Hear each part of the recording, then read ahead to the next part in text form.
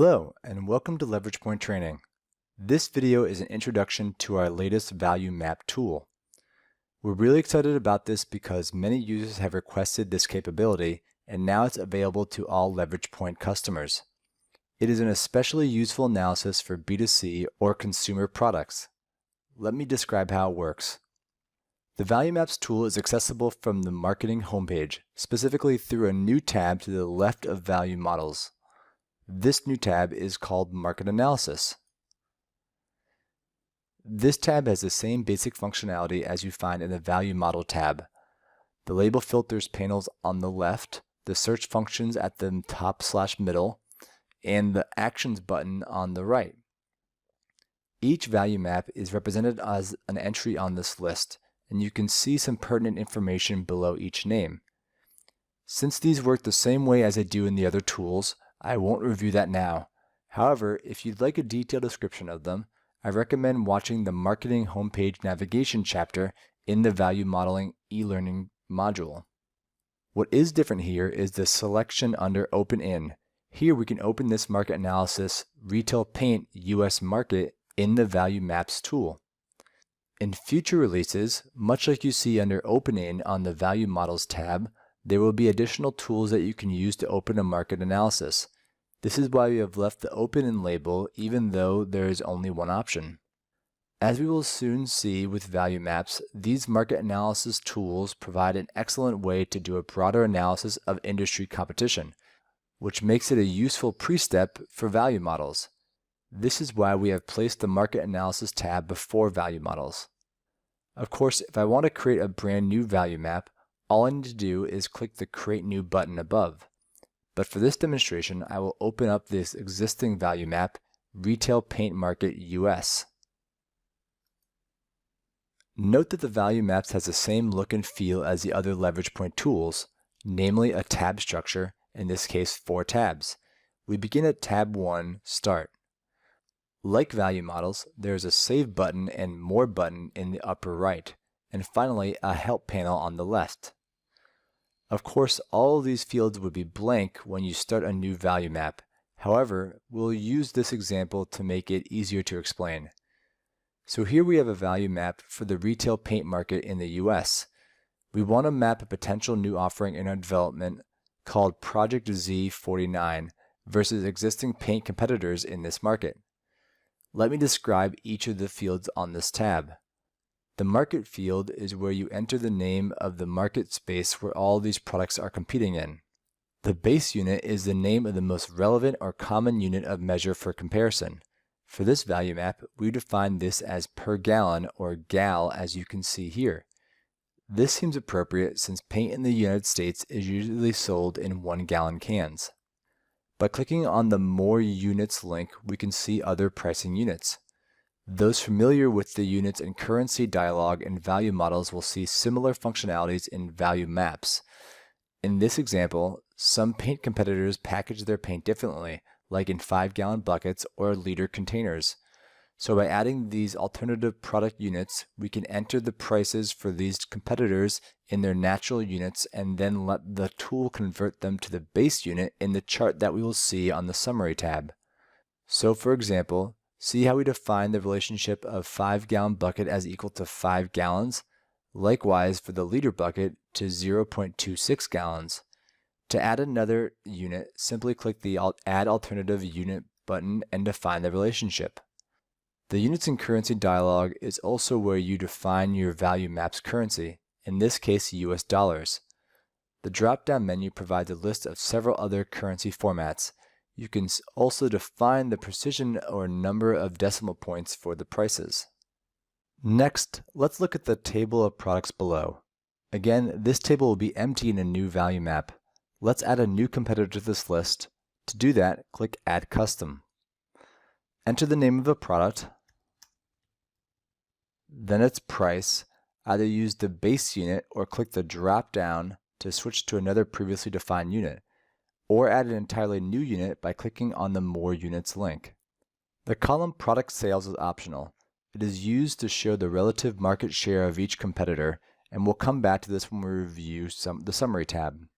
Finally, I want to point out a couple of useful table functions. You can move rows by clicking on these dots at the beginning of the row and dragging them into a new place. And the drop-down arrow at the end of the row is where you can add notes or delete rows. I'll delete this row for now. Remember to save your changes. On the next tab, we start to define the benefits for our value map. Benefits are the key criteria that customers use to evaluate products in a market. Some benefits are more important, that is, have more weight in the overall evaluation versus others. So, for our retail paint example, we see 5 benefits listed here. If I wanted to add a 6th, I just click Add Custom like I did before. A new row appears where I can enter a new benefit. I can then give this benefit a weight in the last column. The tool will accept any number here, but be aware that all benefits have a relative weight percentage calculated. So for instance, if I were to add a new benefit called Environmental Impact and add a weight of 100 to it, the weight associated with the other benefits will not change, but the relative weight for each will. The same table functions to move or delete rows works here. For this example, I will delete this new benefit I just created. Again, remember to save your changes. On the next tab, we will start to associate scores for all of our products and each benefit we created. Here we see a table with all the products listed down the rows and all of the benefits across by columns. As you can see in this example, when the benefits extend far to the right, a horizontal scroll bar appears at the bottom. Each product benefit pair requires a score. Like in the previous tab, the tool will accept any number. You can also include a rationale or note to explain the score. Rationale is optional, but it is a best practice to ensure consistency. When you click Add, a text box will pop up to give you more room to type in your rationale. In this example, we have added rationale to quick dry benefit, namely the length of the dry time. One very useful function on this page is the table settings, which you can access by clicking the gear icon. This allows you to filter out either the rationale or individual benefits. This makes inputting data a bit easier. Again, remember to click Save on your changes. In tab 4 Summary, we finally get to see our value map for the retail paint in the US market. Notice how the chart graphs each product according to the price and its composite value score. The bubble sizes are proportional to the product sales inputs from tab 1. Below, we see a recap of data from the previous tabs. In the product subtabs, we have all the pricing, unit, and product sales data from tab 1. The benefit subtab shows the list of benefits and weights from tab 2. The scores subtab shows all the performance scores from tab 3. All of this information can be conveniently updated directly from here, so there is no need to move back to the previous tabs. Next, I want to show how to customize the chart display. First, in the upper right corner, you'll see a unit of measure dropdown showing all competitor prices in the base unit, which is per gallon for this value map. But if I want to show my prices by the alternate product units, namely 5 gallon or liter, I can change that display from here. Below the unit of measure is a drop-down for the FMV comparison line. FMV, or fair market value line, is an essential feature in value maps. To add a line, click the drop-down menu and select one competitor as a reference point. Often this competitor is considered a price or market leader. So for example, I'll choose National Leader. Any product that sits on the FMV line is considered a fair value in terms of price to performance for customers. Products below the line, such as our Project Z49, are considered better value, meaning better performance for the price, whereas products above the line, like Specialty Brand, perform worse and are deemed as lesser value.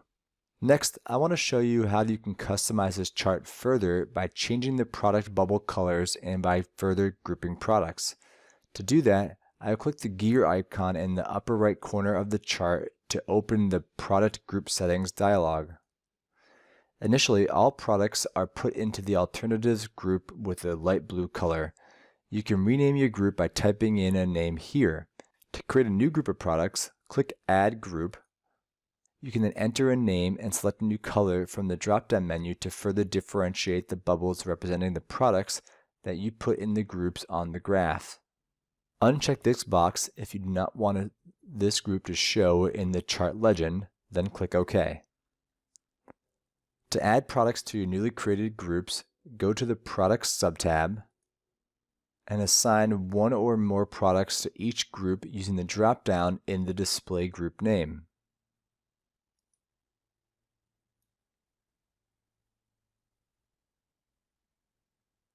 And now my value map is customized across product groups.